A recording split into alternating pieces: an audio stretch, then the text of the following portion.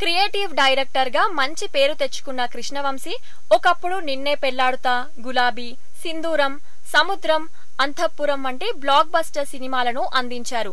కానీ ఆ తర్వాత కృష్ణవంశీ దర్శకత్వం వహించిన గోవిందుడు అందరివాడేలే, మొగుడు తదితర సినిమాలు బాక్సాఫీస్ వద్ద డిజాస్టర్లుగా మారాయి. తాజాగా ఇప్పుడు కృష్ణవంశీ దర్శకత్వంలో ప్రకాష్ రాజ్ మరియు రమ్యకృష్ణ హీరోయిన్లుగా రంగ మార్తాండ అనే సినిమాతో బిజీగా ఉన్నారు.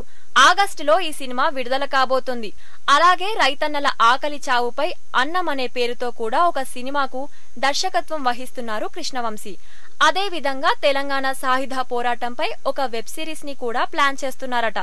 తాజాగా దీనికి సంబంధించిన ఒక ఆసక్తికరమైన వార్త ఇప్పుడు సోషల్ మీడియాలో వైరల్ గా మారింది. కేవలం ఒక వెబ్ సిరీస్ కోసం కృష్ణవంశీ 300 కోట్ల బడ్జెట్ పెట్టబోతున్నట్లు తెలుస్తోంది. తెలంగాణ సాయుధ పోరాటంపై ఎన్నో సినిమాలు వచ్చాయి, కానీ వెబ్ సిరీస్లు మాత్రం రాలేదు. ఈ నేపథ్యంలోనే ఈ పోరాటం గురించి పూర్తి స్థాయిలో ప్రేక్షకులకు చూపించాలని కృష్ణవంశీ అనుకుంటున్నారు.